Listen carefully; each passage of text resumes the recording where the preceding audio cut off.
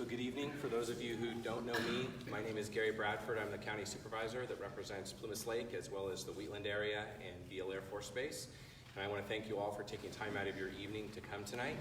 So we have a couple special guests that are going to be able to talk with us and maybe give a little brief presentation and then take some Q&A from you guys. So first we have Sheriff Wendell Anderson is here from the Yuba County Sheriff's Department. Also, we have Sergeant Martin from the Yuba Setter CHP. So I'm going to go ahead at this point and turn it over to Sergeant Martin. Good evening, everybody. Again, thank you for having us here today. I'll give you a little bit of background about myself and also about the Yuba Setter area. I've been on the highway patrol now for a little over 20 years. Started down in LA and then worked my way back up here. And have worked here in Yuba Setter as a sergeant now for a little over a year. Okay, do you want me to stand up? Would that be a little bit better? I'll try and project a little bit more. I've been here at the Yuba Setter area as a sergeant now for a little over a year, and before that as an officer for about 4 years.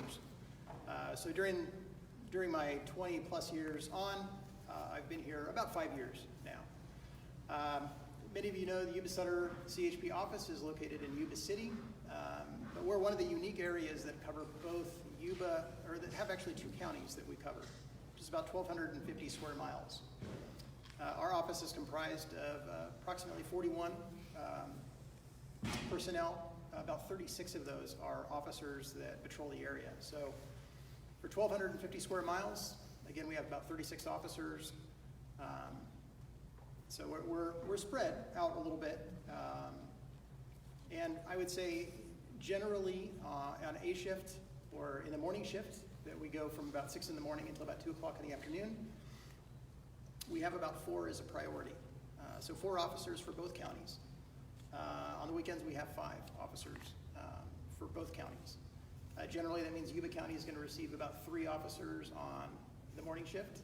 In the afternoon shift, we have 5 officers for both counties. So about 3 over on the Yuba County side and 2 over the Sutter County side. So those are the priorities that we generally put out during the day. And we meet those priorities approximately 80% of the time.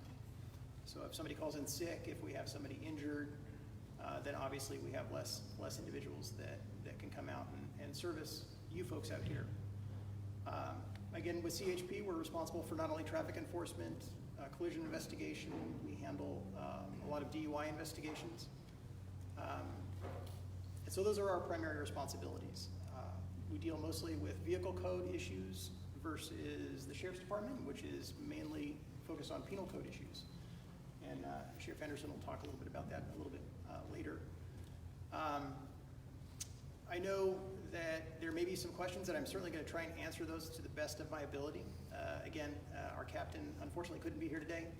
She asked me to come in her place a little earlier today, so I apologize. I don't have a whole lot planned to talk about, but I'm certainly going to try and answer your questions. And if I don't know the answers, I will write them down and I'll get back to you in regards to some of those questions that you may have. So along with the traffic enforcement through the area, again, collision investigation and DUI enforcement.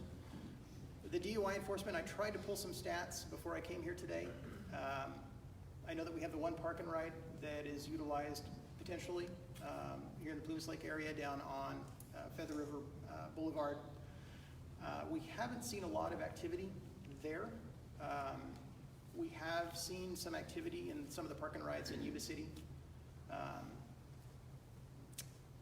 And that's for vehicle theft and things of that nature. So far, Plumas Lake has kind of been pretty good overall, just generally between both counties. We haven't seen a lot of activity here. But again, you may be able to tell me something different that I don't know.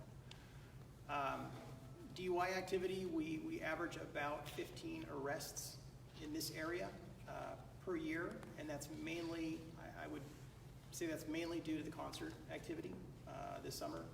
And we're going to have, I think, 8 to 9 concerts coming up this season. And so you'll see us, especially, and as I'm sure that you all know, or unless you're new residents here, the back way into the concert venue is, you're going to see a lot more traffic in the evenings. And we will man out an officer, especially on as everybody leaves the concert, so that they come through. They tend to sometimes get lost, or we can look for the DUI drivers that way. So, do you folks have any questions that you would like to ask? What are you going to do about when that new casino opens and doubles the traffic and drinking and all that?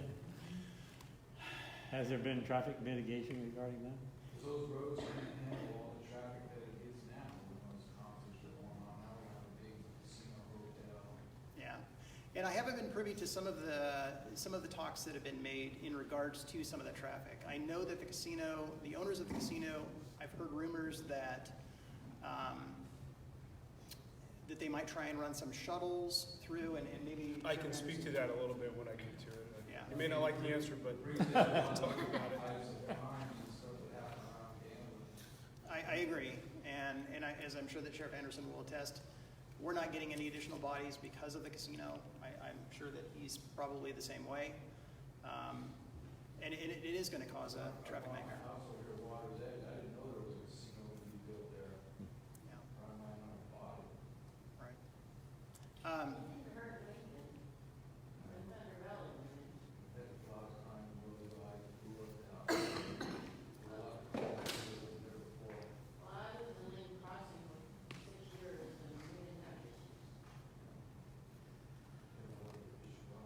Well, and hopefully, Gary, this is something that kind of was brought up on the community website, but you had mentioned that there was some money available from the tribes to assist us in potentially maybe some law I think enforcement. Sheriff Anderson might talk a little bit about the law enforcement piece of that, but there is money that goes to the county from the casino. It starts at $800,000 in year one and ramps up to $5 million a year in year 6, and then escalates based on inflation after that. My understanding, and as one board member anyway, first priority is law enforcement out of that money. And so I have a feeling that this year any money we get will be pretty much used for law enforcement. And then in future years, my hope is that the board will spend that additional revenue beyond law enforcement on road and traffic mitigation. I think that's a valid use of those funds as well. So that's just my vision. If I could just make a recommendation real quick, I have some talking points I want to talk about, and the casino is one of those, and I'll tell you what I know about the casino, and then we open it up to Q&A. Just direct your question to it, whether it's to me or to Sergeant Martin. I think that'll move it along a little better, because I may touch on some of the questions that you have. So, again, I want to thank Supervisor Bradford for doing this. This is something that we've been talking about for a little while, and I think there's a lot of value in getting out in the community. I've been in office since September, so I want you all to know what's going on with your department, with some of the things going on in the county, and I'm going to every community. I think I have 3 meetings next month, so you guys are the first group I've spoken with, but I appreciate you all being here. I know, there are a lot of concerns in the county, and I'm going to talk about some of them tonight. So the casino is one of them. And, we do have some plans in place. They may not be good plans, but they're the best plans that we can come up with right now. So with our department right now, we've been, for the last decade, we've been struggling with staffing issues. And we've been struggling trying to keep deputies. That's changing. Okay? We just hired, we have 5 new guys that started on Monday. And we've never had 5 people start at one time. And so, they're the ones that just started. It's a mixture. So we have the lateral incentive program was a huge thing. So our board of supervisors, our CAO have I've been working with them a lot in a lot of meetings, and they're committed to public safety, and they've committed to some new positions, also some lateral incentive programs. So I was just able to hire a high-ranking official from Yuba City. I brought him over. He's going to be our new undersheriff, which is a huge step for us. We've never been able to recruit people laterally, especially from Yuba City. It's vice versa. Everyone goes from our agency to Yuba City. So that means you should tell people that. I'm sorry? You should just tell people what that is. It's not everyone. I'll get there. Okay. Yeah. So the lateral package that we have, it's an incentive program, and it's depending on your years of service, they offer you a bonus to sign on with the Sheriff's Department. So we're bribing them, I guess. But no, so it's a huge step for us, and we currently have, we just offered we sent somebody to background from SAC PD. So we had a SAC PD officer come in and interview, and he's coming on board. Hopefully in a month or so, we'll have his background done. So what that lateral incentive program does for us, it lets us bring in people who are already tenured, who have already been through a training program, and we can put them basically through an expedited FTO program, and they go right to the streets. Right now, we're at 35 staff deputies in the valley. 5 of them are in training, but that's the highest number that we've had probably since 2008 would be my guess, looking back to the records. And I have one in background, one in the academy. So when it's all said and done, I'm going to have about 40 deputies on the street, which is almost at our all-time high. So we have great things going on, and bringing those tenured veterans in is going to save us money in training. It's going to save us money in lawsuits. Not that the new kids are bad, but when we get somebody over here who's got 5-10 years on in law enforcement, it's going to change the way that we're doing business out here. Plumas Lake, it's not lost on me that you guys don't see cop cars down here as often as you should, and we're trying to change that and addressing these staffing levels. And the casino plan is actually going to bring more deputies into your area as well. I'll get to that in a couple of minutes, but we have a lot of good things going on, and that's what I want to emphasize. I know it's been a long haul. I grew up here, okay? I used to duck hunt probably right around in here somewhere. I've seen this county evolve and change, and it's continued changing. There's growth coming, like it or not, it's coming. We need to embrace it, and we need to provide, the level of law enforcement service to make it sustainable and to make it last. Some other things that are going on in the county, besides our hiring process, we've been busy doing nothing but recruitment. Okay, recruitment, trying to hire top quality individuals. Never in my career with the Sheriff's Department have we been in a position where we could be as selective as we can now, and that's a good thing. We're actively calling people on the phone and asking them to come join this department because there's a buzz in the Yuba Sutter area right now, and it's the Yuba County Sheriff's Department is we're improving, enhancing, and it started with our new building. It started under Sheriff Durfer's watch. He did a great job, and we're continuing to build on that.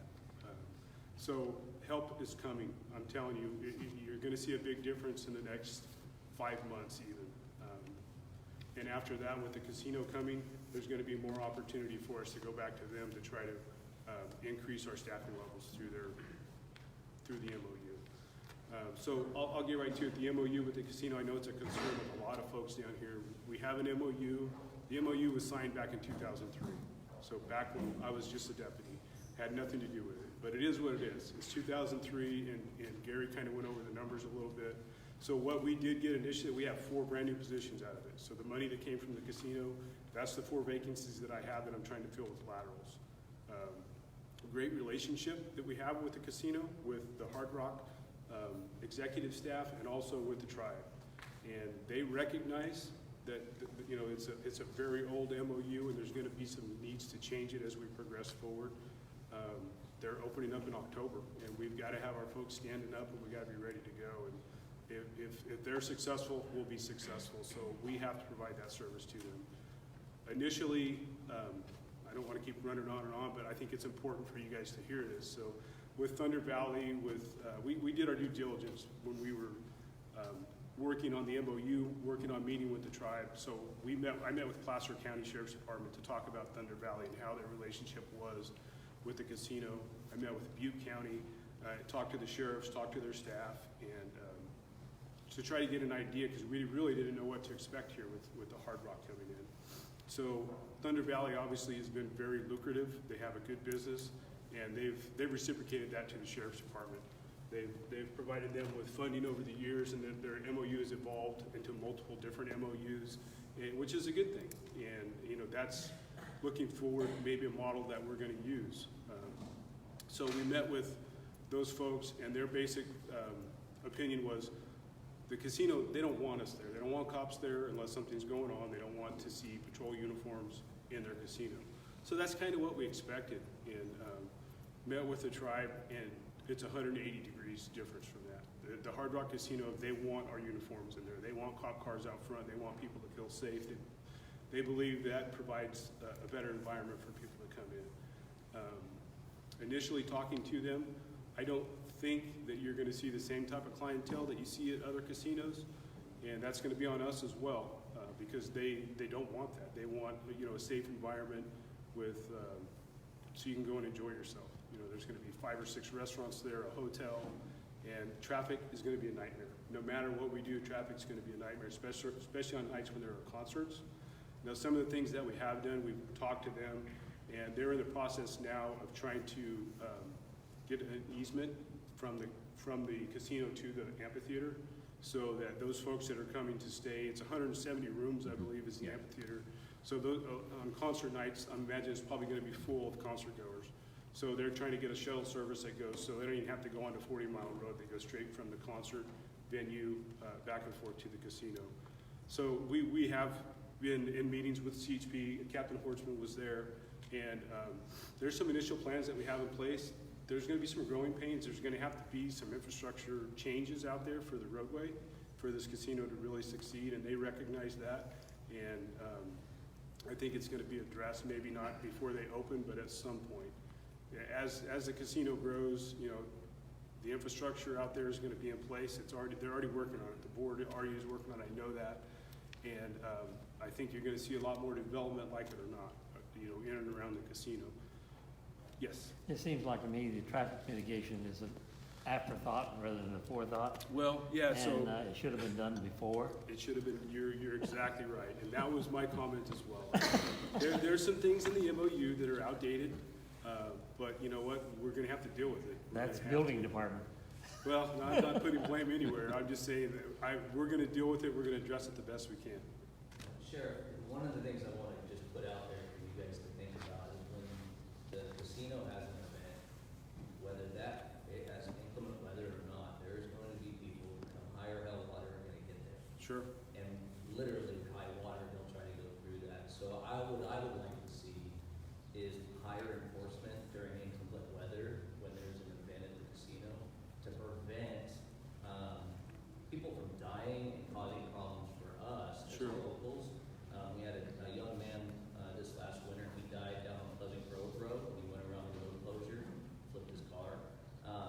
He wasn't trying to get to a casino, but often we see people trying to go to Thunder Valley, and they know one way there, and Sure. the road closed, or there's going to be problems. And so Derry, 40-mile Wheatland, that whole corridor, and then of course our little route here is going to be a hotbed. And so I would just like to see some increased enforcement during those times, and then Absolutely. events there to help out. Yeah, so we've already discussed that. We've discussed when they have events, and they're not going to have big events there. Their room is going to hold 1,500 people.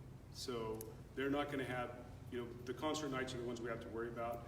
Concerts are in the summertime, so we're not talking high water, but we understand there's going to be, it's, you know, the first. I'm not going to go to the first concerts. But no, we do have some plans in place. There's some things looking forward, and I would anticipate probably in the second phase of the casino, they're probably going to add an auditorium to that. So we'll see an increase in that, but that's farther down the road. As it stands right now, they're probably going to have, you know, some very, very small venues, and I don't know that you're going to see lines of traffic like you do for the amphitheater when we have 19,000 people coming in. Correct, but there is some people that are very passionate about special days of the month, Sure. and numbers lining up, and they have to get to that casino. Right. And I can imagine that in 20, you're going to have a lot of important days that people Sure. are going to want, lucky days. And yeah, and we've broached that with the casino, and the MOU doesn't allow for us to provide any real, you know, extra coverage. So Yeah. there's the knowledge, they know going in that if they have those special events that requires more law enforcement, we're going to have to contractually, they're going to have to pay for bodies to Well, be and out most there. of that would actually fall on the city Sure. anyways. Right. But yeah, and making sure that everybody works together, but I just wanted to. Sure. The Highway 65 right now is at maximum capacity during the events Yes, at sir. the amphitheater. And to top it off, double that or more for the casino. But it's gonna be more spread out during the day. It is, so yeah, the casino, the amphitheater nights, I mean, we get camp crowds up to 19,000. I don't foresee that happening at the casino. They're anticipating 5,000 people a day, and that's a 24-hour period. And so 2 million people a year is what they're anticipating going through the doors. And, you know, I've been, the Hard Rock model, they're wiretight. They know what they're doing, they have a business model in place, and they know they're gonna hit somewhere around that. So 5,000 people in a 24-hour period is not something that we're not gonna be able to handle. Now, the nights when we have concerts and the casino, those are gonna be problematic for us. Yes, ma'am. Is this casino larger than Thunderfall? It's not Thunderfall, what's the one, Thunderfall? No, so it's slightly smaller. And I don't know the square footage. I know that it's 170 feet hotel, and then several 100,000 feet gaming. And from what I understand, shortly after they open the doors, they're going to start second phase with maybe 1 or 2 more towers. So it's going to grow rapidly. Are they gonna put in signal lights in? That was discussed, and I think they're gonna have to at some point, and maybe probably some other roads, you know, but I think the bypass, Wheatland bypass is probably gonna be the best solution for Exactly. that. It's so quiet and all out there, too. Ma'am? My house backs up on the levee. The levee is right behind my house and then the freeway. It's noisy now. I can't fathom what it's gonna be like with 5,000 people a day. And I know that people go, oh, well, they'll come on Highway 65. No, they're not. They're gonna come from all directions. Absolutely. Yeah. They really are. And so there aren't any sound walls on the backs of our houses, between the houses and the freeway. I don't know why that wasn't put in by the developers in any. I couldn't answer that question for you, ma'am. I don't. That's a good So question. is there any plan? I mean, we've got them all down River Oaks, which has much less traffic than the freeway.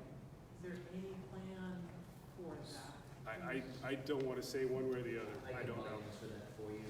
So the CSA here, so that for us to get that type of work to be done, we should actually direct that to the supervisor or to Kevin Mallon and Mike Lee with Development Services, who manage the funds that we pay into for the subdivision. Because I think that's an excellent question. And definitely a good request.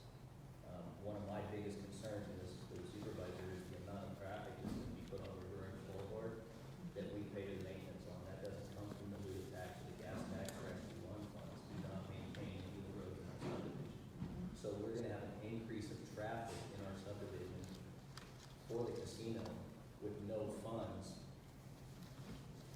that I can tell are coming initially to help maintain those roads. Now, I understand that the money that we are gonna get initially going to law enforcement, I'm not gonna argue with that, but I think we need to take a serious look at the increased traffic that's gonna be put on these roads that are designed for the residents, not for a big casino.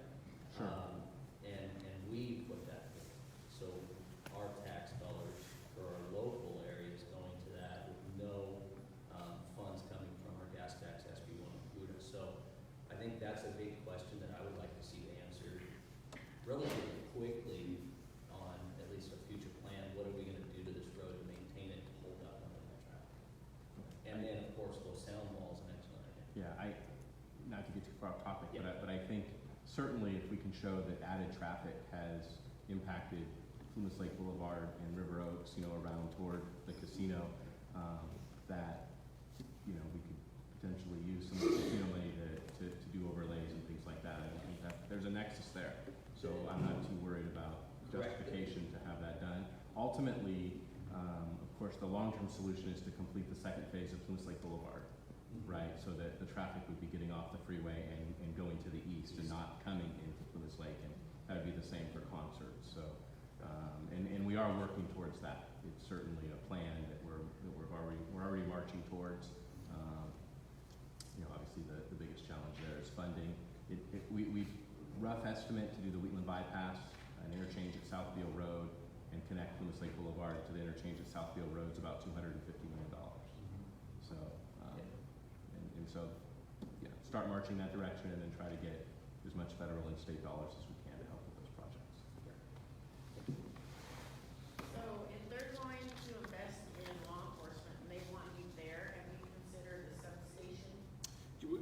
and we discussed that with them, and not necessarily a substation, but a workstation inside, because I don't know that they have the space for that. But we have talked about them having an office for us there. But let me just back up a little bit. I am not committed to having someone there 24/7. So what we've done, this is where I was going, is we've developed, basically we have a beat system within the county.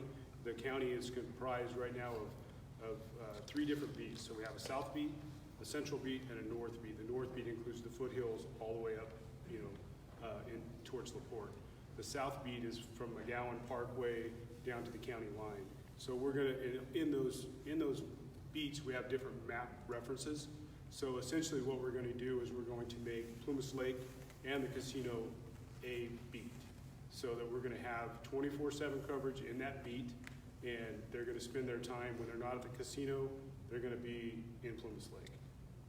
Yes, ma'am. And you're gonna have open communication between their security team and Absolutely. you guys, so that'll Absolutely. be a quick response with them, they're not calling 911 to get a Yeah, hold of you, and right? yeah, So- maybe even to the point where, we'll have those beat deputies who are assigned to this beat may have one of their security radios. They can Okay. talk back and forth. So, I mean, just at this point, and we may get to the point where we have 24/7 coverage in the casino, but the DMOU doesn't provide enough money for us to do that.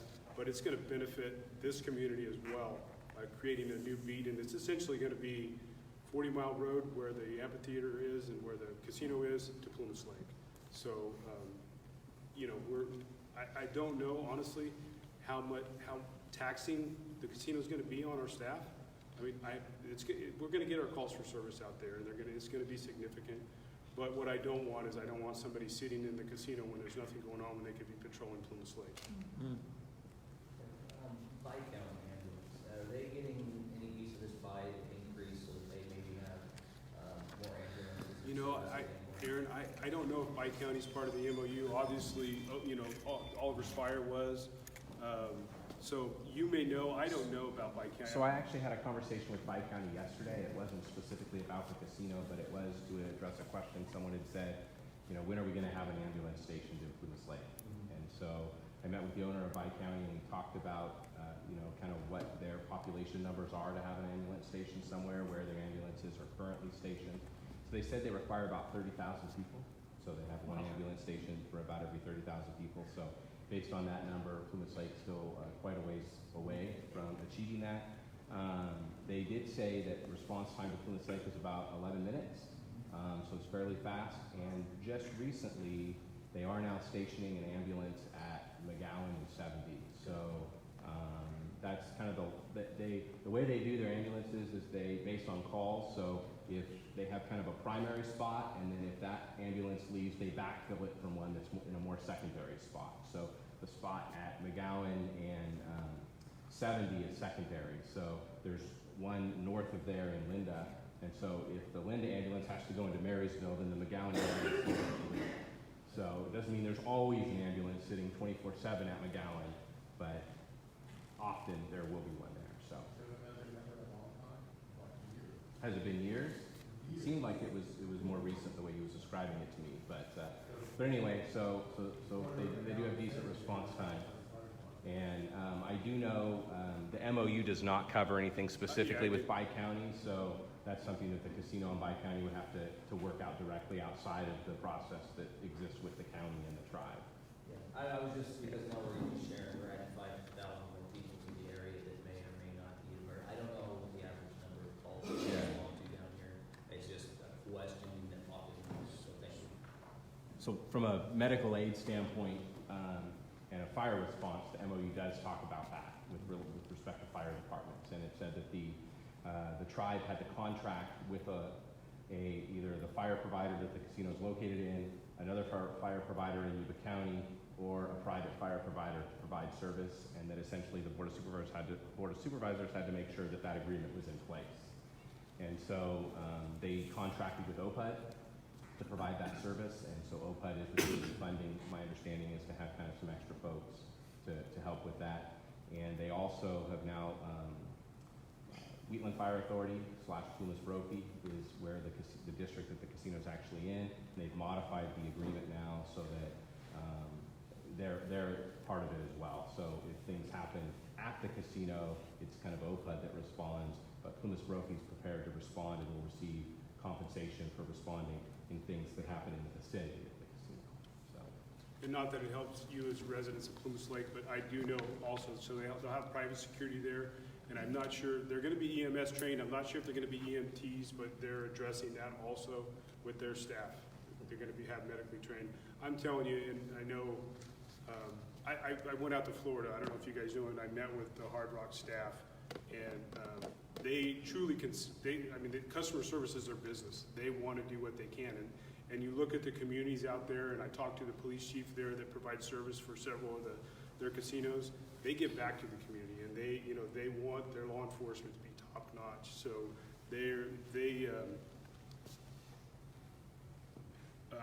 they're not afraid to spend money, okay, and they feel that being prepared and being able to react to things is going to save them money in the long run. So they really have enhanced the law enforcement in their area out there, and also the communities that surround them. So I really, really believe that it might take a few years, but you're going to see a lot of changes, and they're going to bring a lot to this community. Yeah, they're also going to bring crime. I know that, and that I get that, but and they do too. And that's their way of trying to just maintain a better community surrounding their casino. So before we get too far, I just want to talk.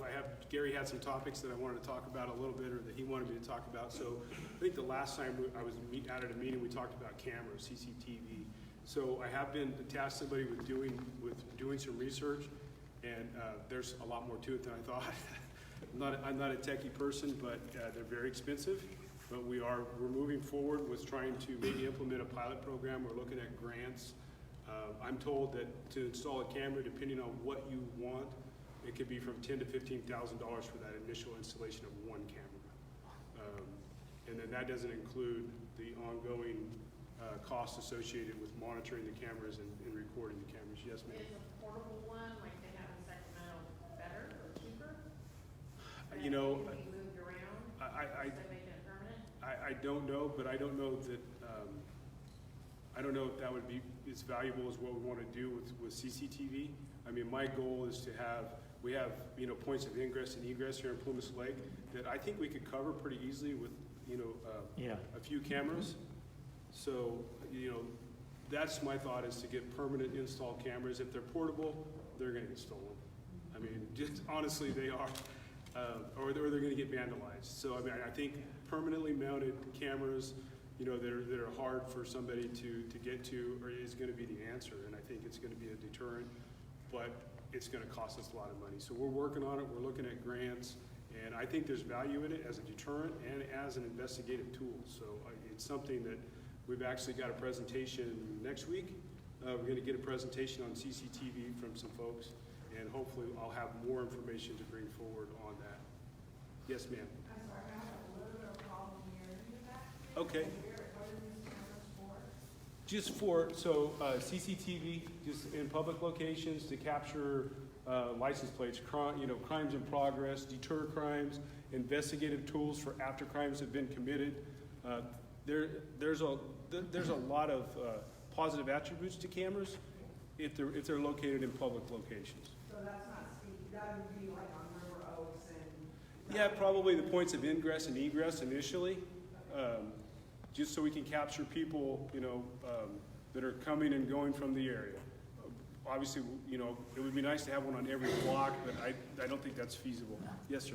Would they be monitored in real time, or is this something that could be reviewed later on? So that's another question that is still, we have some cameras now that we monitor in our dispatch center, and we could potentially do that until, maybe as a pilot program for sure, but once we're talking 660 miles, square miles, I don't know if that's gonna work, but we monitor some cameras up at Bullards right now, and we're able to do that, and we may be able to. I don't have that staffing to do it right now, but maybe down the road, especially with some grant funding. But if nothing else, I think it's beneficial for the deterrent and investigation, unfortunately, after the fact. Yeah. Sheriff, correct me if I'm wrong, but if my vehicle gets stolen and I see it driving out the driveway, and I call and say, hey, my car has just been stolen, we would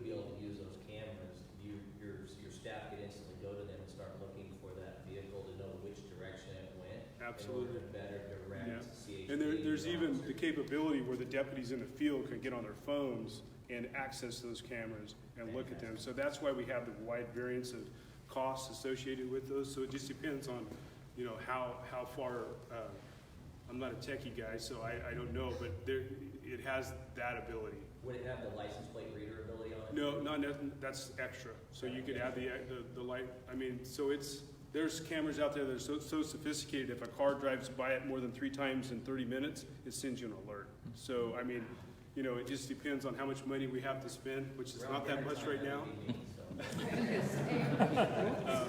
Yeah, it's some state-of-the-art stuff, you know, gunshot detectors are out there now, you know, but all those things cost money. We're scouring grants. We put in for some grants already to try to get some funding for those things, but you know, you're competing against 58 other counties in the state, so and then municipalities all over. So it's very competitive, and you know, getting awarded a grant is tough to do. So, but yeah, in anything, there's, you know, they probably have some that would arrest them if they had enough money, right? So the next thing, I'm sorry, did you have another question? I was going to have a question going back to something that somebody said about substations. Does Yuba County currently have any substations out? We do. So we have one here in Plumas Lake, at the fire station. There's an office in there. There's a computer, a printer in there for our deputies. We have one in District 10 that seldom gets used. Do you guys still use the District 10 substation? We occasionally do, yes. Okay, so we have one on Ramirez Road in District 10. We That's have out in one. Foothills? No, that's out in District 10. It's in North County off of Highway 70. And we have 2 in the foothills. We have Brownsville, a substation, which is our main substation up in the hills. And then we have one in Oregon House as well. So we do have a substation here, or an area carved out for a substation. And honestly, it's just a matter of getting our guys getting time to come down here. And I think you'll see that being probably utilized here in the next few months as we progress with our new implementation of the beat system. And you guys are going to see more cars out here. In general, are you satisfied with the response times to calls from Plumas Lake? In general, no, I'm not, honestly. I mean, you know, the fact of the matter is the smaller areas in the county keep our guys so busy, they just don't get down here. I mean, but we have guys that live down here, and that's a good, you know, asset for us. And, you know, in the future, and I maybe talking down the future, is going to a resident program. We do that in the foothills. So I was a resident deputy and a resident sergeant in the foothills. So essentially, I patrolled from my house. You know, I had a shift, and I went, you know, up, and I knew everybody. And, you know, in a perfect world, that's what we have down here. We have, you know, the same deputies that you guys see every day. They know what's going on. We're talking down the road. But we have a substation here, and I'm sorry, but, I mean, they're just, our guys, if you don't know how busy Yuba County is, I would encourage you all to go on a ride along. Go on a swing shift ride along on a Friday night and go with a deputy, and I think you'll be surprised at how busy those deputies are. So yeah, we do have some substations. Yes, sir.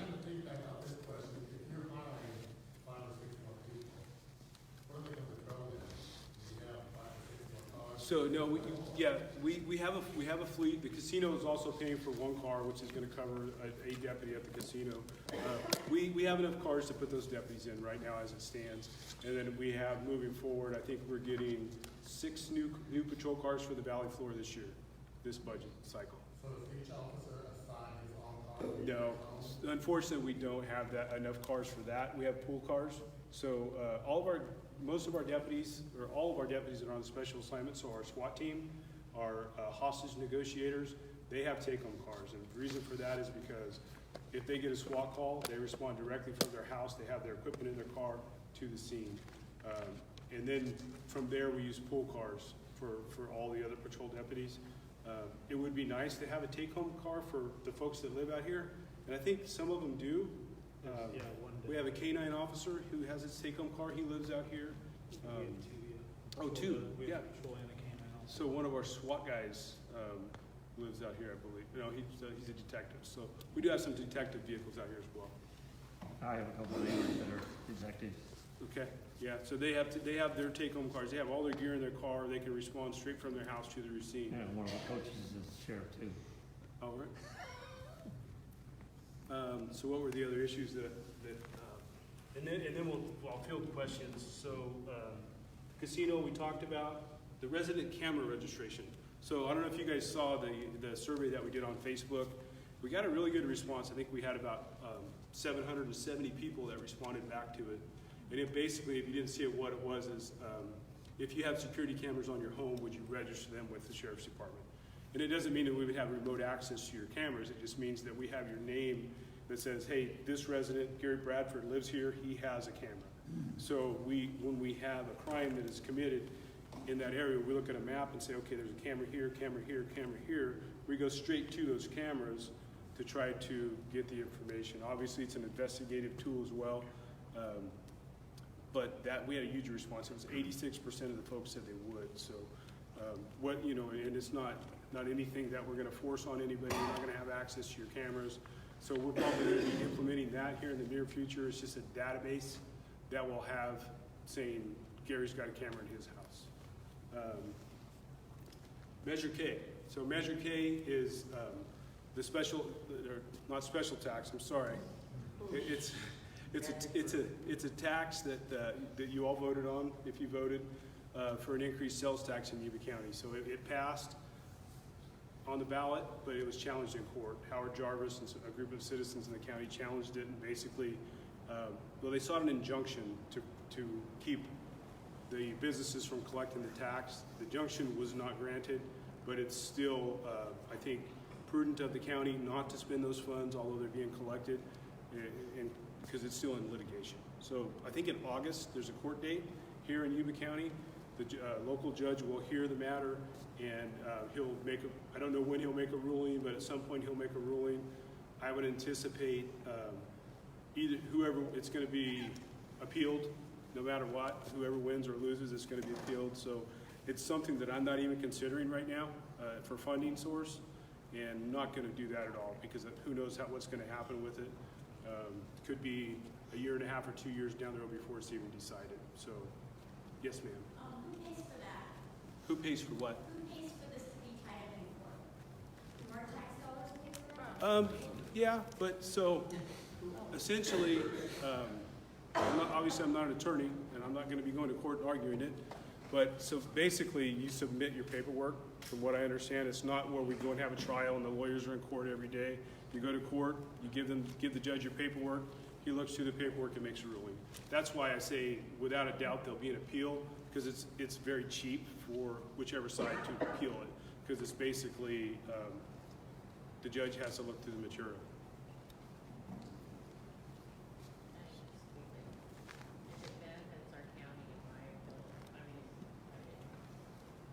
Yeah, that's neither here nor there, but it's being litigated, so we'll wait and see how it turns out. Neighborhood watch. So I know we have some neighborhood watch groups out here in Plumas Lake. I've been to a couple of meetings. It's something that I urge you to consider. If you're not a part of the neighborhood watch, if you don't have a neighborhood watch, get a hold of our department. I have a person that's assigned specifically to neighborhood watch. She won't set it up for you, and she won't do all the work, but she'll tell you what you need to do, because it's on your community. You're the citizens, and they're very beneficial. We have captains of neighborhood watch that report directly to our staff, and they have a direct line of communication with our staff, and they can call them and say, hey, this is going on, or this is going on, and they're very beneficial. And we got away from them for a long time, but my push is to get back to them, get back to neighborhood watch, involve the community in everything that we can, and we've had a lot of good cases from people just, on a neighborhood watch, writing down a license plate or doing something like that. And we don't advocate you going out chasing people and arresting people, but, report, call the Sheriff's Department, and keep us informed of what's going on. Yes, ma'am.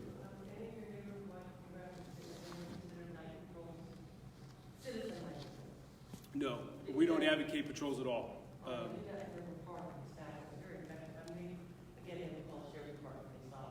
Sure. No, you know what, and I think that's, in your neighborhood watch groups, it's kind of up to you how you do it. I personally, because of today's day and age, you don't know, you know, I would prefer you call, you report it. But, you know, that's entirely up to you as citizens. I hear lately we've had a lot of rash of break-ins in cars and things like that around the neighborhood. So. Well, so I brought some stats, and Gary's going to push them out to you guys, and yeah, thanks for bringing that up. So the stats that you see are year-to-date stats, and that's from January to May 1st. So we are up to, we're at about 8 vehicle burglaries is what we've had, I believe. I don't have the stats in front of me.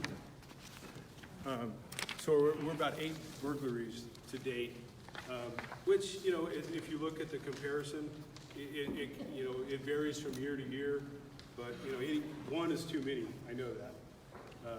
I will say, though, I think it was in February, we had a rash of burglaries. A citizen called in and had seen a suspicious person, and our deputies responded, and there was a suspicious person, and he had broken into like 4 cars. So I think 4 of these burglaries are from that night, and we actually made an arrest and recovered some stolen property. So while I'm not going to sit up here and say that there's no crime, there's nothing looking through the stats to me that jumps off the page. We have had some details out here. Our deputies have spent some nights out here on foot patrol. We dress them up as citizens and just send them out, you know, in the early morning hours. So that's why I stress call us, and be very specific about the times, because we have a monthly ComStat meeting where we kind of go through this information, and, you know, if you look and say, oh, there's been 8 burglaries, but when you get into the details, you start looking at, you know, we might be able to determine a day of the week they're occurring, or a time of the night they're occurring, and that lets us address details like that, where we can put people out, you know, in unmarked cars. We can put people doing surveillance to try to put a stop to it. Yeah, we also seem to be having less pot houses out here now than because of the task force that's been implemented, and they've been able to take them down pretty good. We've been busy on the marijuana for the last several years. Yeah. I've had 5 around my home. Are these, where a crime is reported, or these calls for services? These are crime reports. Okay, where there's actually a report taken? There's actually a report taken. Do you have statistics for crime calls? Like there was it last week, several people found screens taken off their window and somebody else put on Facebook that... I don't here with me. That's something I'd have to have our crime analysts look at a little more closely. Okay. And some of those things are tough to vet out because they're documented in our CAD system. Okay. I mean, we can do calls for service, no problem. But looking at and getting that information and extracting, you know, was it a prowler call or was it, you know, determining actually what it was. If you put it out there, somebody's walking around a strange, there's people that are gonna like step it up, like people that go out and actively like. Yeah, well, I would say, yeah, and then call us. You know, we've actually, a lot of people post stuff on Facebook. Before you do that, call the sheriff's department. And then do that. Because our guys are out driving their cars. You guys are monitoring Facebook, aren't you? No, that's what I was going to say. They're not. Now, we have had some great cases where one of our guys was it you? So Joe was on his lunch break or something, and he's looking at his phone and sees there's a burglary in progress in Plumas Lake, and called one of our deputies and got him on the way, and actually that citizen helped us solve a burglary. You might have more details, but it was just that. But so Facebook is a very useful tool. We do follow Facebook. We have people that do that, but not up to, you know, we don't have time to do it right now. So before you post, give us a call. Yeah.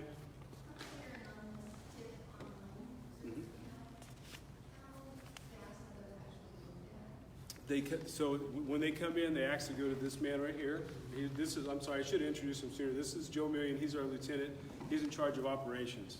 I actually live in Plumas Lake, so I'm a neighbor of Mary, so live down the street. Yes, and I'll tell you about law enforcement in Plumas Lake. I'll tell you, you talk about crime, and you can tell the crime and the safety of the community.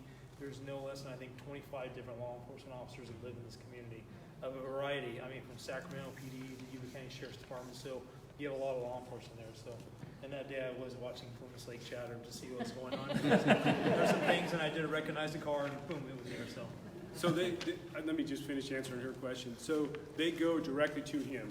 And so, you know, if it's one of his days off, actually we have a redundancy, so it goes to undersheriff as well, and I think our operations captain. So between those, you know, obviously it's going to be prioritized.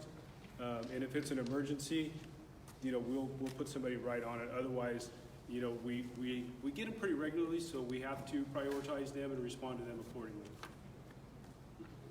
I learned something new just 2 weeks ago. I had my sliding glass door blown out, maybe a kid behind me. And the officer came out, he was very nice, and talked all the separators.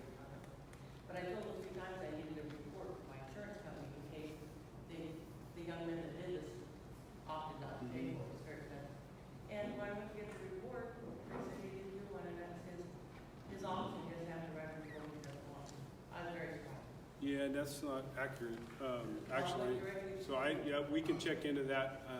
If you're her neighbor, you can check into that.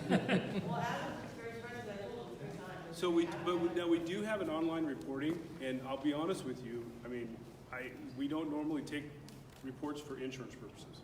We take crime reports. And if that, I know I'm splitting hairs, but, He gave me that little yellow piece of paper with his badge number on it. oh, the Marcy's card. Yeah. So, yeah, if he told you that that's an option, that's incorrect. If you have a crime and you want to press charges, if it's a misdemeanor I didn't offense, want to go or, to jail. He said, I don't want to send them to juvenile hall. I said, they're not juvenile for 24, 25, and 26. okay. You know, So- and I didn't want to go to jail either, but I needed to, USAA said, we want to report. The other option that you have, and we've implemented recently, was an online reporting. I know people don't like that, but it frees up our deputies to go and, you know, respond to hot calls and do proactive patrol. So you're gonna, if you call and you have, you know, hey, somebody stole my son's bicycle off the porch, they're gonna tell you to report it online. You're not gonna get to see a deputy in those instances. And that was done out of necessity. It was done out of, you know, to free up our guys to go, and it was a conscious decision that we made, and we know it wasn't gonna be popular. But, you know, today is just, we have to be as efficient as we can. We have to get our deputies freed up as much as we can. So bear with us if you have to do that online report. It's actually really simple. I've done one myself. You go online and do it. And it's also important to do it every time you have something happen, because we also use those for stats and for CompStat. So on the online reporting, is it possible to have someone respond quicker to, because we did file one, it was just juveniles popping our Christmas displays. And the only contact we got was almost 2 months later when an officer knocked on our door at 4 a.m. to take the report. Well, I get up at 3, so what's the problem? But something happened there, because what happens is when you do an online report, you get an automated response, and that report automatically goes to our shift sergeant the next day. So the deputy, my guess is what happened is that one maybe. he said his only shift was at night. He's working graveyards. And so But my point is, if you do an online report, you're not gonna see a deputy. So yeah. we may have had a problem with our system, I don't know. But yeah, you should get an immediate response. Your report was received, and then when a sergeant actually goes, a sergeant will go and review that report, and you'll get another email that says your report has been approved. Okay. So I apologize for that. It sounds like something didn't quite go right with that, because that's not supposed to happen.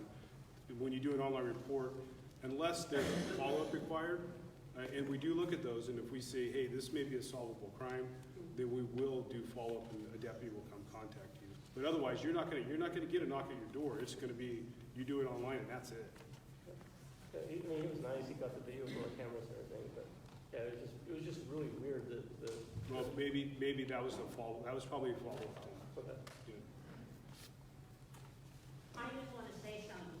I'm probably the person on Facebook that tells you the first thing to do is call the sheriff's department. So if you see, call the sheriff's department first.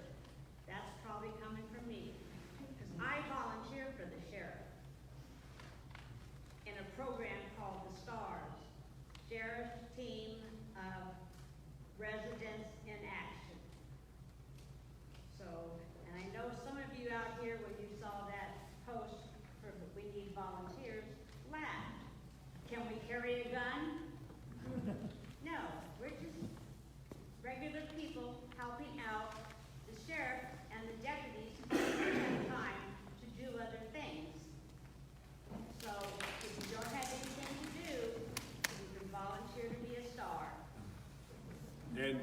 will say, just to emphasize what they do a tremendous job for us. They do everything from patrols on the streets to car service, records, evidence. We couldn't run without our stars. So if you want to join up, Karen has some information in the back before you leave. It's a tremendous help to the Sheriff's Department, a way for you to give back to your community and the Sheriff's Department. So I think I've touched on all those things, but so now we'll start taking some questions. Hopefully he gets some. No, I'm just kidding. Sheriff, knowing the staffing levels and the struggles that you're running with that, what is your success rate and percentage, if you know it, on solving, we had 8 burglaries, we had 8 vandalisms, how many of those are we able to see a resolution to? Not necessarily getting the stolen property back, but at least some justice in the form of those criminals being brought to justice. Sure. So no, that's a good question. I don't have those stats in front of me. I don't have our solvability rates at this time. Many of a lot of the petty thefts. When we have no suspects, we have nothing to do. But our detective division does a good job on the problem that we have is we have to prioritize our cases so much right now, and some of our leads go cold. But given that, we've just solved, we've had our last 2 drive-by shootings have been solved that day. We have a couple of homicides so those types of cases, while I don't have the stats to support it, I can get them. And any stats that you guys want, we can provide them to you. So you can send emails, you can request stats. It's not as high as I want it to be. I guess the way I should have pointed it out is more of an in-support of just saying that I understand that with the short staff, your priorities go and vandalism ends up falling to the bottom so that the drive-by shootings can be handled. Sure. And the murders and the homicides can be handled. By adding the staff that the casino is going to help provide is going to be definitely help you there. And then also with these cameras that we're able to put them in to help solve our personal issues down here when we're And it's not only those things that you just mentioned, but it's also the California legislation that they decriminalize so many things. I never thought in my career that I would stop somebody and they have an 8-ball of a big bag of dope in their pocket and I would have to give them a citation. That's what we do now in California. It's the legislation, since AB 109 and Prop 47 and 57 has changed the way we do our jobs. It's changed what we can do, everything from how we handle our confidential informants to how we prosecute cases in court. And but we got to keep urging those guys, hey, keep doing it. You got to keep doing it. And so what if you're giving them a citation? You're still getting that dope off the street. We're still making arrests for violent crimes and some thefts and those types of things. But it's getting tougher and tougher to spend resources on investigating those, and I don't want to say smaller crimes, because I'm not making light of crime at all, but it's hard for me to justify sending somebody out to investigate a petty theft when there's no prosecution is going to happen. We do it because of the victims. We do it because you guys deserve that. But it's getting harder and harder, and it's because of legislation, the staffing, all those things that you talked about. So, yes, sir. What's the relationship with the district attorney's office? It's great. So we have a new district attorney right now. The reason I ask that is because you can see, when you arrest some people, and within 24 hours, you see them being arrested for something else. And that's no fault of the DA's office. That's California legislation, and the fact that we don't arrest people anymore. California doesn't believe in incarcerating people unless they're very violent felons. And things that we arrested people for when I was first starting out here, it's a slap on the hand. And the bail schedules, all those things are established. It's not the district attorney that does that. And there are different reasons why people get released from jail. But yeah, I get your frustration. Most of the time, they're out before we finish our reports, and it's frustrating. Not But DUIs though, right? They're still sitting there at least 8 hours. yeah, so they're there until they're sober. Yeah, and that's why I guess a question for you. Yes. Again, it just depends. the majority of crimes that we arrest people for, again, mostly DUI, although, again, vehicle theft and things of that nature. Yeah, it is a little disconcerting when, that same person is out before the officer does finish the report. Again, but it's something that we take pride in doing. Keep the streets safer for everybody, and we'll continue to do it. Yes? With the increase that we're gonna see in October, are you guys going to be sitting or doing a survey for the Kempton Road exit? That's over your line, I think. Because we've had several fatalities already this year and quite a few at the end of last year. So are you guys planning on doing some kind of, I don't know, traffic survey, whatever, once the casino opens up? Because you're talking 5,000, possible more people coming that way, and we're losing a lot of high school kids, a lot of young people. Right. And any of the surveys that are done, they're going to be done through Caltrans. And unfortunately, I don't have an answer for that. Do you guys have a plan for when the casino opens, as far as at least like opening week? Because it's probably going to be big that first week. I'm sure that the plans are being developed right now. Again, I haven't been there to some of the meetings. Some of the issues that we've also identified too with casino and also at the amphitheater. As you all know, Uber, Lyft, things like that those have become huge lately. And so we've had a lot of pedestrian issues too out in front of the amphitheater. And bringing those issues to the amphitheater, saying we have to have an area where these folks can be picked up so that they're not just wandering around 40 Mile, because we're worried about that as well, some of those things. So all of those issues, I know are being looked at. To what level, I don't have an answer for you. But And then do you have an officer that's assigned to these schools, is that correct?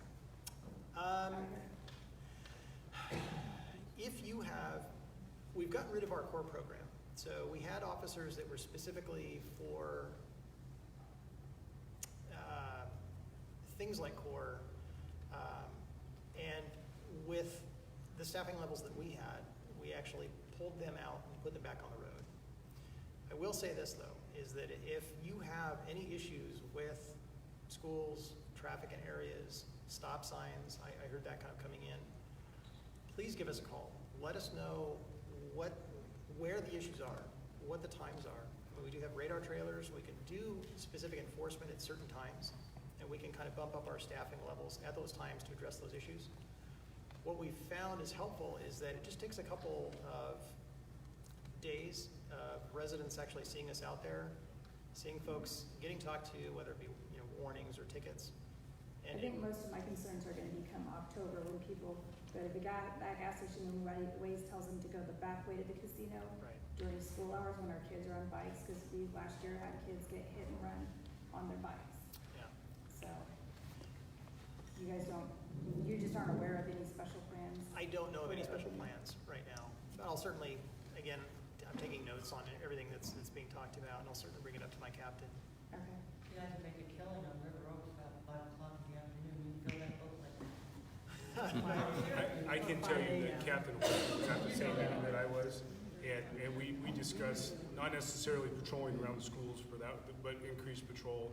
Opening day, yeah, the opening of the casino, it's going to be a major event in this area, so increased staffing will be, yeah, I mean, you're probably going to see more cops. I'm concerned about River Oaks, because that's where somebody sees, Plumas Lake gas station and don't realize which one. Because you know how many kids are going by, and then there's that crosswalk on River Oaks that like, oh my God, these little kids are going across the crosswalk and not looking, and there's no stop sign. So, I can tell you moving forward that every stat that we can capture that's related to the casino, our plan is to capture that stat and probably give an annual report to the casino and to accurately capture those stats and make sure that the money that we're being provided is enough to provide a service. And if not, we'll use those stats to adjust that. I hear there's a lot of people actually running the stop sign on the school buses now, and that's quite dangerous. And so I think there's a new law, isn't there, about somebody running a stop sign on a bus that they get their license. You mean the actual bus stop? Yeah. The bus itself? The bus flag, has stop on it, where the kids usually go across the street.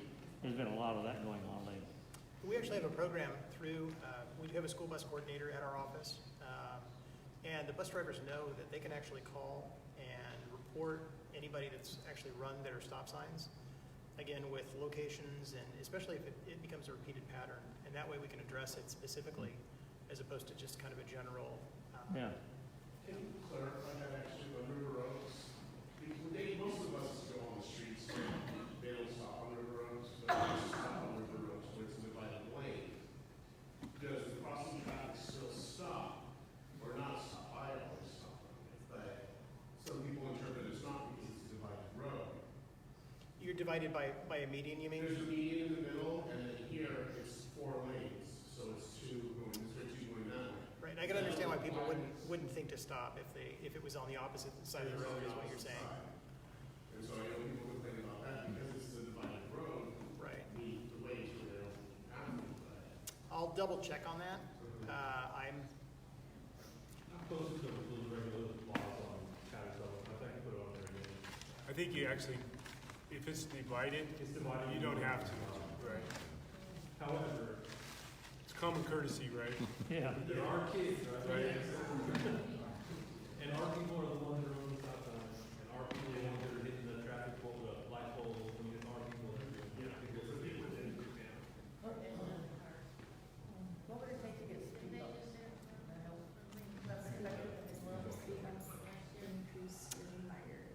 You know, I don't know. that would be a Public Works Caltrans for speed bumps. I couldn't tell you. So I know in general, the county has a policy against putting in speed bumps. They tend to cause a lot more issues than they solve.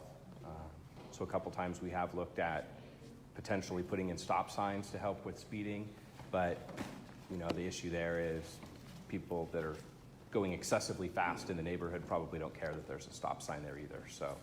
I have a question for Gary and CHP. So when the casino opens up, the CHP will encourage people to go to McGowan and cross. If they pull, you know, say they pull them over coming down 70 and the people say, hey, I'm heading to the casino. Are you guys going to encourage them to go to McGowan and then out? And if so, are they going to set a stoplight at McGowan kind of help with that traffic flow? I know that in the past, we've had officers actually at McGowan Parkway and 70. I'm sorry. I know that during concerts, we've had officers actually positioned there at McGowan and 70, just to direct traffic that way, so that they can cut across to 65 on McGowan. And we also have another officer set up on McGowan and 65 to direct them back that way. So let's say you pull someone over at the River Bridge, Bear River Bridge, and they say, oh, hey, to the casino. Would you encourage them to go up in McGowan and take 65, or would you just say, hey, get off of Plumas Lake and take it back? I do every time. Every time I stop somebody who's going to concert, that's doing 105 miles an hour, I'm going to go to McGowan. Also drive 65, but I mean, I'll have that little message sign board there that says all concert traffic use McGowan. Nobody ever reads it, but it's not enforceable by us. So we can't write tickets or stop people based on them just taking your guys' exit, unfortunately. So with that being said, Gary, are you guys consider setting stoplights at McGowan 70 exit? Because right now, it's a challenge Just to turn left. Right. And generally what happens, so, Officer Danielson is right. We tend to want people to go that way until it starts to back up on the freeway. And that's when it becomes really dangerous, is you have people traveling 80 miles an hour, now there's stop traffic in that slow lane. And that's why we have the officer usually there. Again, he can get out there on McGowan and stop traffic on McGowan and start moving that traffic to make that right-hand turn to alleviate some of the pressure on the freeway. So you can't be there every day, but they have a stoplight that would help with that. So I would just say, to my knowledge, there's no specific plans to try to have people heading to the casino go to McGowan like we do for the concerts. It's more spread out, so the 5,000 people, they're going to be coming from a lot of different directions, a lot of different times of the day. The ones that are on 70 from the south, coming from the south, they're going to, GPS can tell them to get off of Plumas Lake Boulevard. They're going to go around and go that way. They're coming from the north, they're going to go down 65, right? They're not going to get off at McGowan. If they're coming from the south, Placer County, right, they're not going to get off at McGowan either. So I think the concert, certainly, you know, we're directing traffic that way. But with the casino, I don't really see it impacting McGowan too much. Because it sounds like right here at the river, you know, there's like 10 stoplights built on overpass. If you go to McGowan, where there's no stoplights, then it's always. Right, yeah. I believe ultimately the county does have plans to put stoplights there, but I can't speak to the timing on it. Yeah, because when school gets down, it's horrible. If the casino, like other casinos, have put up billboards saying exit here, if we had some input with the casino to tell them where to put their, you know, billboards, what instructions to use, so that they're not telling people to get off of Plumas or River Boulevard and then take a different exit. So the casino will have some input on this if they put a billboard up and they turn left here. So we kind of want to be able to address that before the billboard goes up and tells people where to turn. So I'm not aware so far of them having any plans to put up any billboards. Well, I'm sure they will. and Yeah, so people know where they're at. Every other casino does. Ma'am? I'm sorry I have to make you repeat something, but I wrote in the summer class that was way big and you're the weather. No. And I'm very concerned because I've been riding that bus since 2007 and been parking my vehicle, the parking license has been open. And there has been quite a few break-ins in the cars, tires taken off the cars, people having issues with their gas tanks. And I know there's cameras. I really want to understand what's the process for reporting the crime and getting, so we make sure that we're capturing what is actually going on out there. And Sure. what's the turnaround time? I mean, they have the cameras, I understand they're quite big Caltrans. How does that all coordinate as far as getting, preventing crime from happening, but also if it does get prosecuted, if there's actual evidence? Sure. So I believe those cameras belong to Yuba Center Transportation, if I'm correct. So they do allow us access from criminal cases to their cameras. The specific instance, I know what you're talking about. We were getting some gas tanks. It was happening here and in Sutter County. And then I think it was back maybe in January. We ultimately wound up making an arrest on the case. So I guess it depends on the circumstances of the case. If I understand your question correctly, is you're asking me how long it takes for the prosecution to happen? Not necessarily, but first, who do we report the crime to? Sure. And secondly, I will say I have seen more CHP parked in the park and ride, and not facing the freeway necessarily, but actually being there Sure. on tonight. So I appreciate that. That would be. That'd be him. So any crime that if it's a vandalism to your car, a theft from your car, you would report that to the sheriff's department. So he had mentioned earlier that, you know, they do mostly vehicle code, so that would be stolen vehicle. But if it's something stolen from your car, a tire, gas, that report would go to the sheriff's department. Now, some of those reports, such as, you know, stolen gas, that's going to be one of those situations where it's an online report. Now, having said that, that's also one of those instances where if we know that there is a camera available, that it may get assigned follow-up to one of our deputies.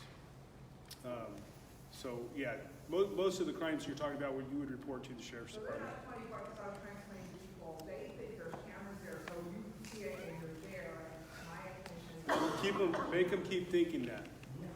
That is the point. Hi, my name is Keith Martin. I'm the transit manager for Yuba Center Transit, and so there are cameras. They belong to us. It's on county property. We don't own the facility. We don't own anything out there except for those cameras. The county owns the property just like they do at McGowan Park and Ride, that same location. In Yuba City, the Bogue Road Park and Ride belongs to CHP because it's a state property. And we have cameras there as well, which we also put in. That's the only thing we own there. Those cameras are not monitored. They are a local network of, it broadcasts to a central location, and then we have to go out to those locations to pull video off of those. And so the remote locations are solar powered. They're sent into a central place. It's hardwired in, and so the recordings are there. These are not NSA quality cameras. They're not designed for that purpose. The most valuable part of that is a sign that says under video surveillance. That's the most effective tool we have out there. Now, unfortunately, the person who was doing the gas tank thefts, they were working both sides of the river, and I'm glad to hear that there was an arrest made. But we've been very actively involved with that, and CHP and the county, everybody else has been very active, because this guy was just doing this not just in our parking ride lots, but also in shopping centers and everywhere else. And as we explain to people that your car is no less or more safe in a lot of places, it's unsafe if you're not there with your car. But we try it, our intention for those, and we use grant funds to pay for those things, and there's probably, ours were pretty cheap, that's why we can't access them all the time, I can't get them on my phone and all that kind of stuff. We are looking at possibly upgrading those to allow us to do some license plate capture. Because of their distance and the amount of money we had available, we weren't able to put a camera on every parking spot, and so there are certainly some challenges in that regard. The important part of that is communicate back to law enforcement that something has happened. People call us and tell us, first question I ask them, have you talked to the law enforcement? Have you reported this yet? And that's what you should be doing before Facebook and Plumas Lake Live or whatever else you have. Call law enforcement, let them know. And they do track these things, and we would then, once we hear from you, we then call them and say, do you have a report on this? Make sure that we kind of follow up on that process as well.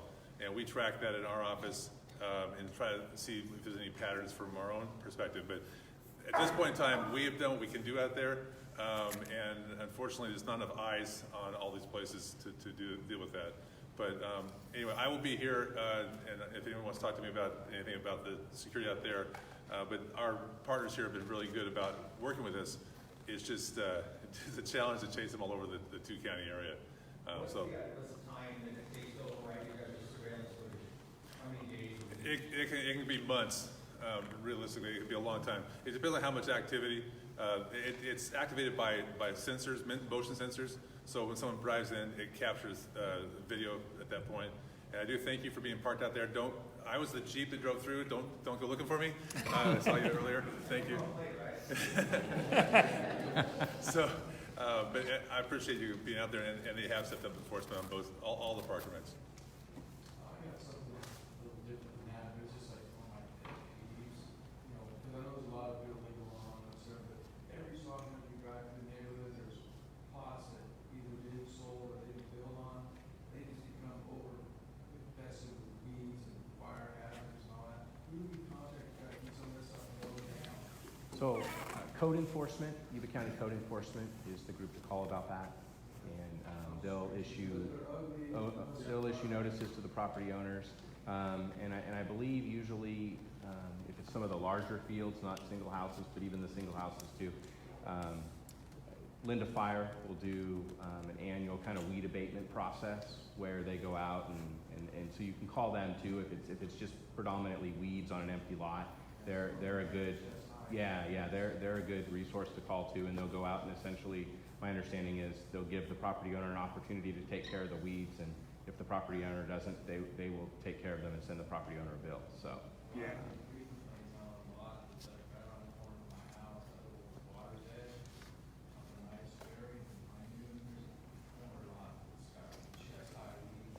Who'd you complain to? So we've had a lot of success with Linda Fire. So the program that they have, and just what Gary said, they basically say, if you don't take care of it, we're going to take care of it, and you're going to get a bill. And they respond.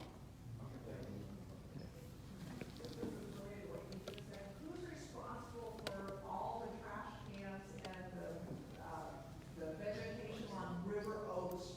So Yuba County is ultimately responsible for that, and we have a contract with Botanical Landscaping.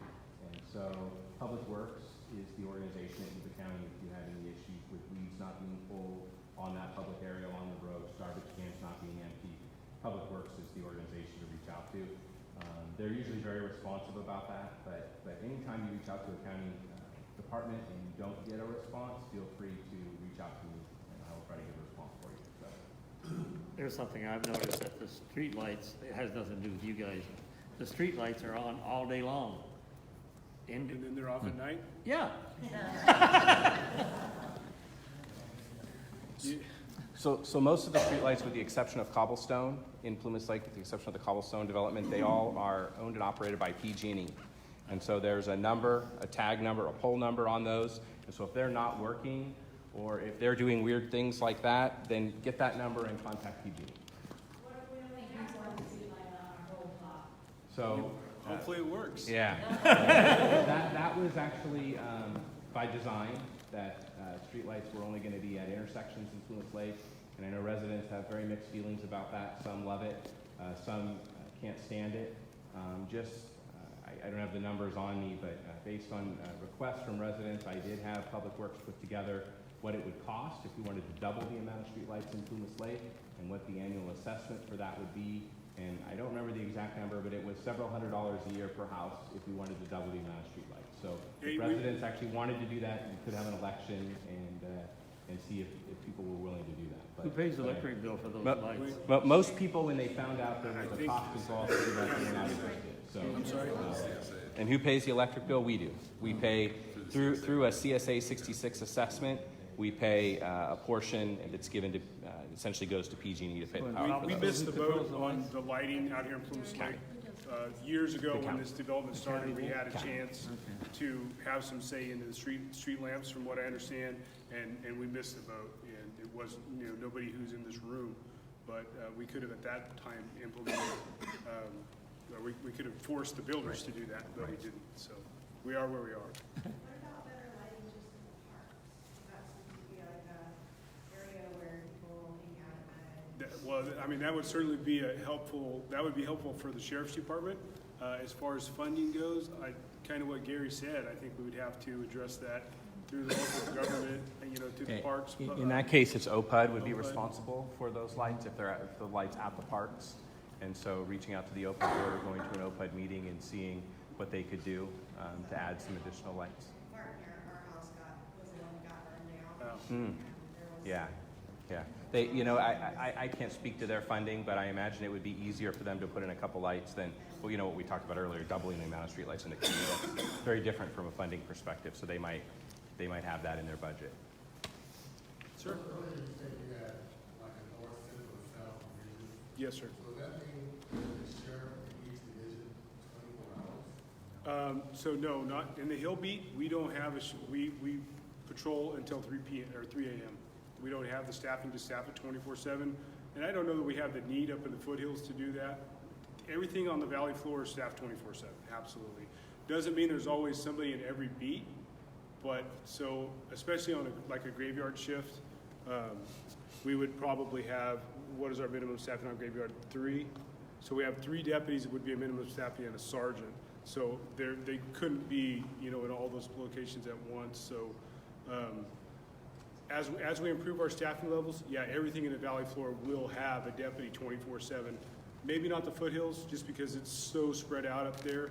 I don't know if it's feasible for us, but definitely down here. I mean, right now, on midnight shift. Oh, absolutely. Three deputies. Mm-hmm. So let's say, Oh, so Sergeant Million can speak better to that. So we do have 24/7 coverage down here, but it's not always. He can go over the staffing. Yeah, so the way we just recently changed the way we run our shifts. We were doing 12-hour shifts, which was a little strenuous on our employees, but also didn't provide a lot of lap over and high, deputies on the street in the area. So we switched to a 10-hour shift. So we have a lot of lap over. So there's only one point in time at night for about a 3 to 4 hour period where there's only 3 people on, 3 deputies and a supervisor. All other times, there's times where we can have a potential as high as 10 deputies on, depending on the day of the week. And then that just depends on where it's at. We send them down to places. They have been coming down here and patrolling in certain times of night. Most people aren't going to see them because you're sleeping. You're nice and comfortable in bed, just like me.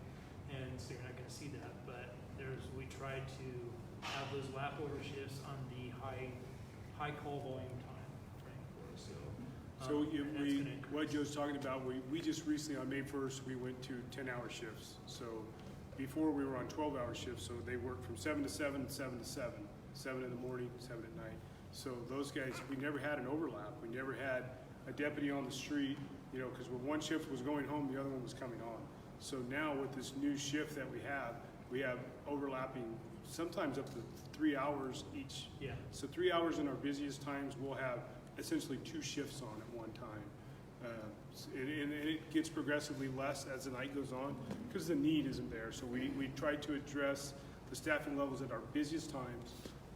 I know I'm getting a little far off from your answering your question, but our staffing levels are, starting May 1st with the 10-hour shifts and the overlaps, it's tremendous. Our guys are, they're going to love it, and they're going to be, they were working 12-hour shifts, and when there was overtime, it turned into a 16-hour shift for them. So now, while we still may have overtime needs, it's going to be 2 hours instead of, so a 12-hour day instead of a 16-hour day. And it's going to allow us to get a lot more guys on the street. CHP is what, 12 to 10 also, isn't it, right? No, our officers are now on 8.5-hour shifts. So when does the new beat system you talked about, does that go in October? Yeah, it'll probably go in before that. So we're waiting, we're trying to make a few more hires to get our staffing levels bolstered a little bit. And we need to sit down and actually define specifically that beat. We're in the preliminary process of doing that. My hope is to get it implemented at some point, probably before that, to give it a test run, so to speak, to make sure that it works. So I'm looking maybe like September sometime implementing that. And are you in contact with them as far as when they're planning on having like larger events or like a big, Absolutely. that sort of thing, so Yep. that the law enforcement section can be handled? Yeah, we're going to, I don't know who that's going to be. Probably one of our lieutenants is going to be a direct liaison with the head of security at the casino. So, there's going to be that constant communication that, yeah, they're going to let us know when they have an event. This gentleman over here had a question. Oh, we're done. I just had a question. I do some activities along the federal rivers and boating and fishing. Do you have any enforcement activities along Starboard, Boat Ramp, and Breeze Beach? On the river or on land? On land? So we do patrol Starboard. We've had a few burglaries down there. I fish down there as well, and Yeah, so. because I like the park there. You want to kayak? Yeah. It looks like it's just a burglary waiting to happen. We've had a handful of burglaries there, but I won't say that it's been anything, that's too alarming. You're always going to have burglaries. You're always going to have thefts. I've been down there. I think I went 3 times last week and left my car there for hours. So, obviously there's always a chance that you're gonna get broken into. But we do patrol that. That is part of, especially during striper season. Everybody knows it's packed during striper season, so the guys will rotate in and out. But they get there when they can. They're at the mercy of the calls. So, but yeah, we do not so much on Grays Beach because that's we go there when we have calls for service. It's On Grays Beach, yes. we go out there in groups, so there's not much theft going on there. So we take 20 some odd people out there. Who is that in groups? I'm sorry? What is this about groups? We just go on Facebook, say we're going to Grays Beach, and we get about 20 people coming out there. Oh, Just friends. Yeah. gotcha. They've been out there before, so. Who enforces, Grays Beach, I've been up there a few times, and it always seems like it's a little, no man's land out there. No, the sheriff's department enforces it, but like I said, we can't. It's impractical for us to have a patrol in the river bottoms, but we do get calls down there pretty frequently in the summertime. They have a lot of large parties down there, Yeah. and it's pretty remote. Our sedans won't make it down there. Yeah, So sand's too deep. yeah, so we respond when we have calls for service. Now we do from time to time if we're identifying problems. We have our boat patrol. They'll respond down there, but they'll also respond in the river bottoms on quad runners and do some patrol from time to time to keep people off balance a little bit. Have you guys considered homeless or transients with this casino going on? Because in the last week, since Sunday, I've seen 2 transients go down River Oaks digging through the trash cans. And I live on the other side of Walgreens. So I've seen them twice in less than a week. And I was just wondering if this is gonna be an issue? Because of the casino? Yeah, because of the casino and the new development that's coming in, the new stores that are being built. Well, I mean, it's already an issue.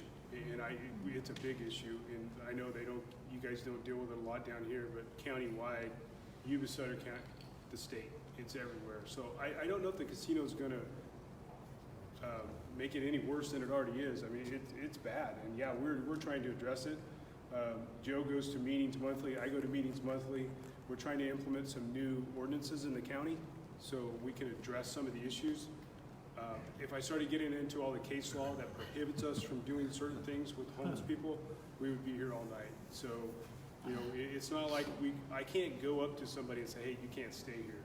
I'm violating their civil rights. So that just goes on and on. It's with their property. It's with, it's a First Amendment, an Eighth Amendment violation, a 14th Amendment violation.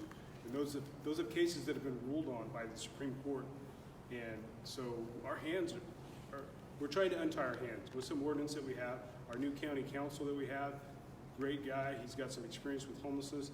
We're trying to adopt some new policies where we can actually go and do some enforcement, get some cleanup done. But it's already, it's a huge issue for us. Everyone.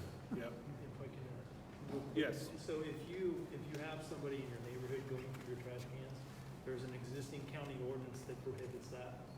And if you call us, we will respond out if we can get there. I mean, obviously, we're not busy with something else.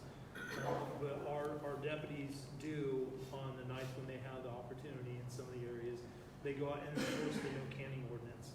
And I'll tell you the reason why. It's not because we're out there to say you shouldn't dig through the trash, but you do find that if you have people that are going from trash can to trash can, and then they see your car has a valuable item in it, and it's unlocked, they're going to get in your car. And so it's a tool that we will use to identify who's out there. And minimally, even if we don't catch them in your can that you've identified, we can identify who they are. We keep track of that through statistics. I've seen at least 3 or 4 trucks, going around to the trash cans all the time. So call us, please. Yeah. We cannot be everywhere, obviously, the sheriff has said, but we depend on the community to be our eyes and ears and help us. That's part of a community policing process that we depend on you. So help us by calling. You're not bothering us. You're not creating the workforce because that's our job. Okay?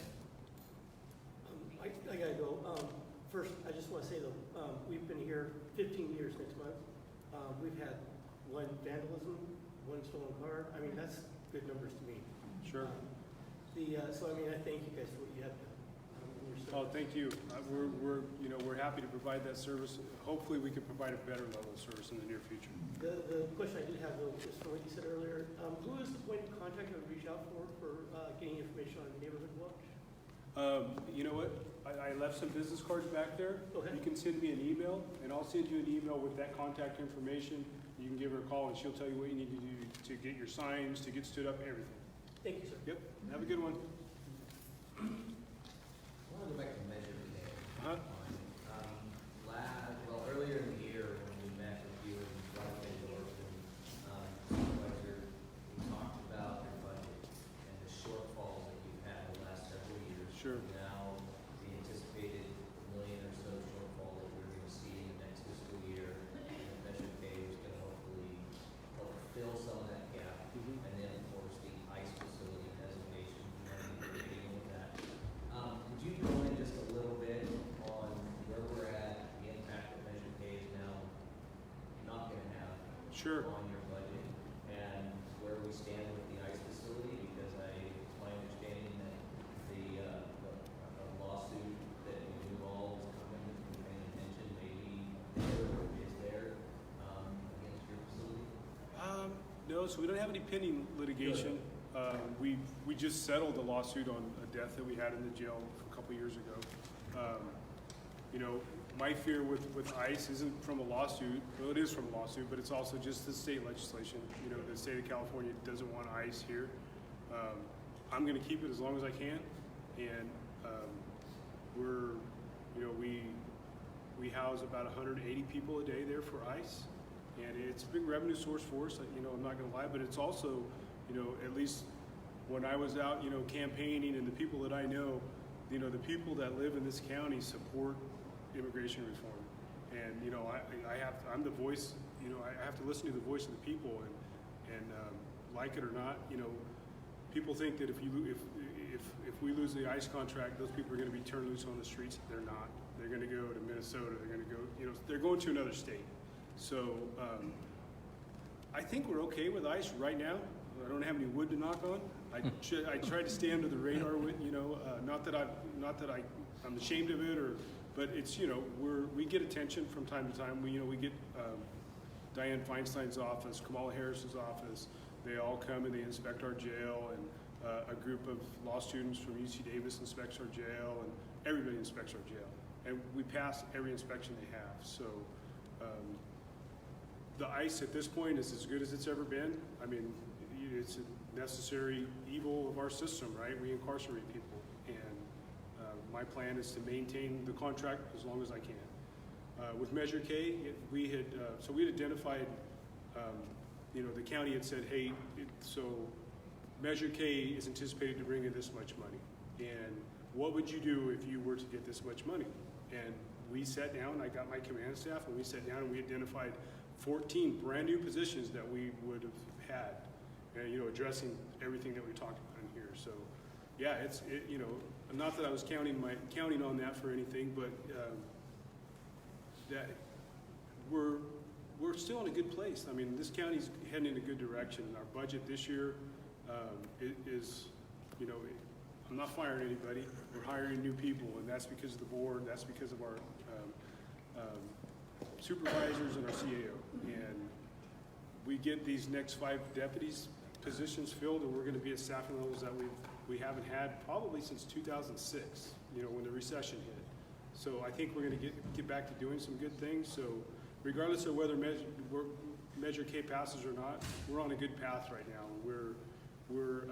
We've been picking up momentum for a while, and we're really moving along well. And I'm excited about the direction our department's going, and I'm not just here saying that for your sake. We are headed in a very good direction. If we can maintain it and keep the course,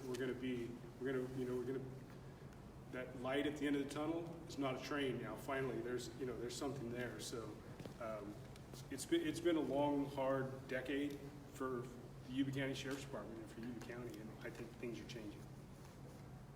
So Measure K would make it that much better, but 14 more positions. 14 new guys would change the face of our department. I got one more. AB 1182. Are you familiar with that?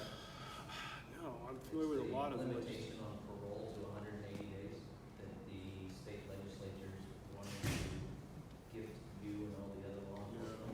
I'm not familiar with that one. You might want to look into that. You know how many bills there are? Yeah. 2,635. 1182 is one that would limit parole to 180. No, I'm not. For every violent. Well, having spent 30 years as a correctional officer and paroles, that's common, and it's kill you guys.